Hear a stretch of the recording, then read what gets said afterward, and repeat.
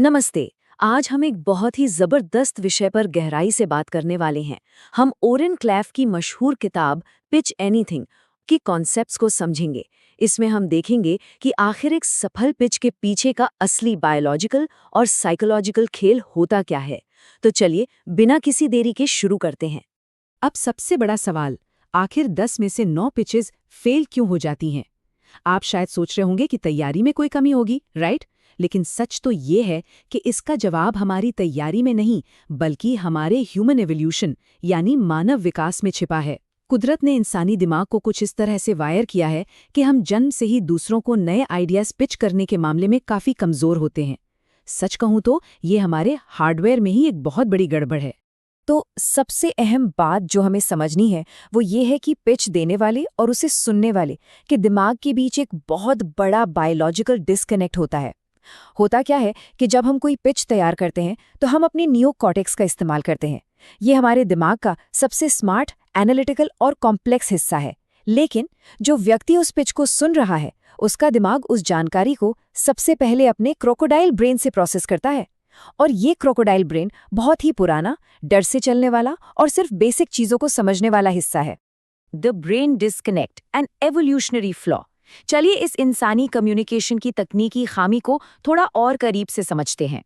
हमारे दिमाग का विकास मुख्य रूप से 3 चरणों में हुआ है। सबसे पुराना है क्रोकोडाइल ब्रेन, जिसका काम सिर्फ और सिर्फ सर्वाइवल यानी हमारी जान बचाना है। उसके बाद आता है मिड ब्रेन, जो सोशल रिश्तों को समझता है। और सबसे आखिर में बना हमारा नियोकॉर्टेक्स, जो लॉजिक और प्रॉब्लम सॉल्विंग का काम करता है। अब यहाँ नियम बहुत ही सीधा है। आपकी पिच को सुनने वाले के स्मार्ट नियोकॉर्टेक्स तक पहुँचने के लिए सबसे पहले उस पुराने और सख्त क्रोकोडाइल ब्रेन रूपी गार्ड को पार करना ही होगा।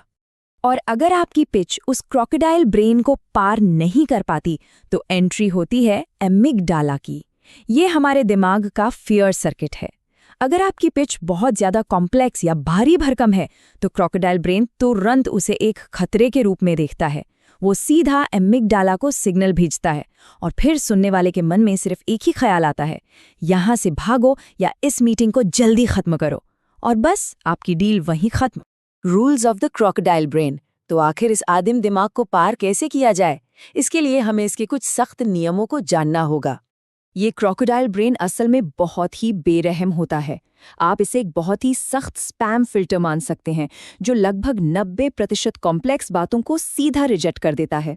इसके फंडे एकदम क्लियर हैं। पहला, अगर कोई चीज़ खतरनाक नहीं है तो उसे इग्नोर करो। दूसरा, अगर वो नई और एक्साइटिंग नहीं है तो भी इग्नोर करो। अगर कुछ नया है भी तो मुझे बस जल्दी से उसकी समरी दे दो। और सबसे बड़ी बात, जब तक कोई बहुत बड़ी इमरजेंसी ना हो, जानकारी को कभी भी ऊपर नियोकॉर्टेक्स तक मत जाने दो। तो इसका मतलब क्या हुआ? इसका मतलब ये है कि इन सारे फियर अलार्म्स को बाईपास करने का सिर्फ एक ही तरीका है।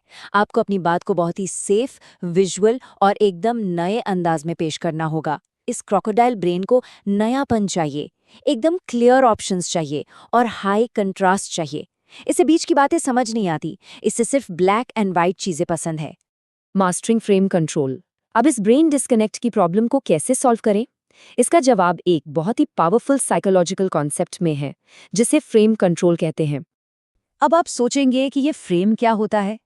एक फ्रेम असल में एक साइकोलॉजिकल सिस्टम है जो तय करता है कि किसी भी मीटिंग में पावर, स्टेटस और मेन एजेंडा किसके हाथ में होगा। जब भी 2 लोगों के फ्रेम आपस में टकराते हैं तो जो फ्रेम ज्यादा मजबूत होता है ना, वो कमजोर फ्रेम को पूरी तरह से निगल लेता है। और जिसका फ्रेम जीतता है, मीटिंग का पूरा कंट्रोल उसी के पास आ जाता है। इस बात को ओरेन क्लैफ ने अपनी किताब में एक बड़े ही मजेदार किस्से से समझाया है। एक बार वो जोनाथन नाम के एक बहुत बड़े इन्वेस्टमेंट बैंकर को अपनी पिच दे रहे थे। जब ओरेन अपनी कंपनी के सीक्रेट सॉस यानी अपनी एक खास तकनीक के बारे में बता रहे थे तो जोनाथन ने उन्हें बीच में ही टोकते हुए कहा, नहीं, वो कोई सीक्रेट सॉस नहीं है, वो सिर्फ केचप है। जरा सोचिए, ये डीफ्रेमिंग का एक क्लासिक उदाहरण था, जहां जोनाथन आक्रामक होकर ओरेन को कमजोर साबित करना चाहते थे ताकि मीटिंग की पावर उनके हाथ में आ जाए। लेकिन ओरेन भी कहाँ पीछे रहने वाले थे।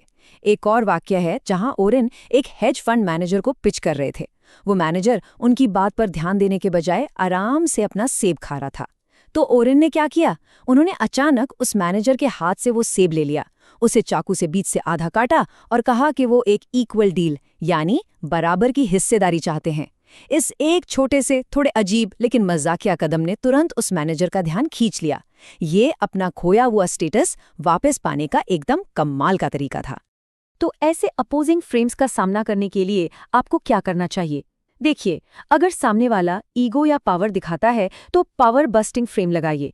हल्के मजाक और थोड़े विरोध से उन्हें चौंका दीजिए। अगर वो आपको टाइम फ्रेम में खसाकर जल्दबाजी करने को कहे तो आप खुद एक और भी छोटी टाइम लिमिट सेट कर दीजिए। और अगर वो एनालिस्ट बनकर छोटी छोटी डिटेल्स में घुसने लगे तो तुरंत इंट्रीग फ्रेम का इस्तेमाल करें, यानी एक सस्पेंस से भरी दिलचस्प कहानी सुनाना शुरू कर दें। आपको हमेशा खुद को एक प्राइज की तरह पेश करना है, किसी आम चीज की तरह नहीं।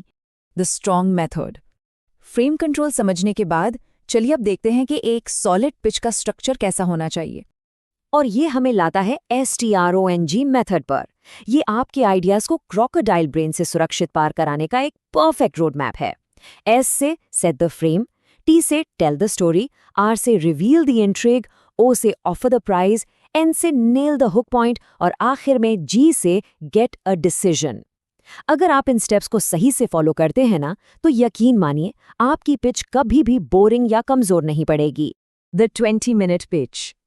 अब बात करते हैं टाइमिंग की, क्योंकि ये मेथड तभी काम करेगा जब आप समय का सही इस्तेमाल करेंगे। देखिए, हम इंसानों का अटेंशन स्पैन नेचुरली बहुत कम होता है, इसलिए 60 मिनट की वो लंबी थकाऊ पिच भूल जाइए। आपकी पिच सिर्फ 20 मिनट की होनी चाहिए। इसका स्ट्रक्चर कुछ ऐसा होगा। पहले 5 मिनट आपके इंट्रोडक्शन और बिग आइडिया के लिए, अगले 10 मिनट बजट और आपके सीक्रेट सॉस के लिए, फिर 2 मिनट डील ऑफर करने के लिए और आखिरी 3 मिनट फ्रेम स्टैकिंग के लिए। ये टाइमलाइन उस पुरानी बोरिंग पिच से कहीं ज्यादा पावरफुल है। इन 20 मिनटों में पहले 5 मिनट सबसे क्रिटिकल होते हैं। इसे बिग आइडिया फेज कहते हैं। यहाँ अपना पूरा बायोडेटा सुनाने मत बैठ जाइए, सिर्फ अपनी सबसे बड़ी कामयाबी बताइए और फिर समझाइए कि आज की अर्थव्यवस्था, समाज और तकनीक में ऐसा क्या बदलाव आया है जो आपके इस नए आइडिया को सपोर्ट करता है।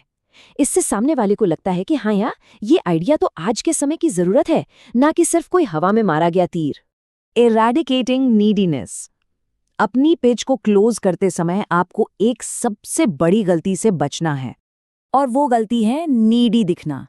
एकदम सीधी सी बात है, नीडीनेस का मतलब है कमजोरी। अगर आप पिच के दौरान बार बार पूछेंगे आपको मेरा आइडिया कैसा लगा या सामने वाले से वैलिडेशन मांगेंगे, तो उनका क्रोकोडाइल ब्रेन तुरंत इसे आपके डर और आपकी कमजोरी के रूप में देखेगा और पलक झपकते ही आपकी डील हाथ से निकल जाएगी। तो इस कमजोरी से बचने का क्या उपाय है? इसके लिए टाओ ऑफ नीडीनेस के 3 रूल याद रखें। पहला, आपको उनसे कुछ नहीं चाहिए, ये माइंडसेट रखें। दूसरा, उनके सामने अपना बेस्ट परफॉर्मेंस दें। और तीसरा और सबसे अहम, जरूरत पड़ने पर पीछे हटना या डील से विड्रॉ करना सीखें। जब आप ये दिखाते हैं कि आप डील छोड़कर जा भी सकते हैं, तो ये आपके गजब के कॉन्फिडेंस को दिखाता है। ये साबित करता है कि असली प्राइस तो आप और आपका आइडिया है। तो इस पूरी चर्चा के बाद अब एक सवाल जो मैं आपके लिए छोड़ना चाहता हूँ।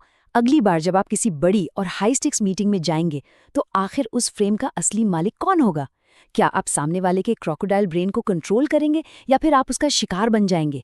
इस बारे में जरूर सोचिएगा, क्योंकि ये एक ऐसा कॉन्सेप्ट है जो बिजनेस की दुनिया में आपके लिए गेम चेंजर साबित हो सकता है।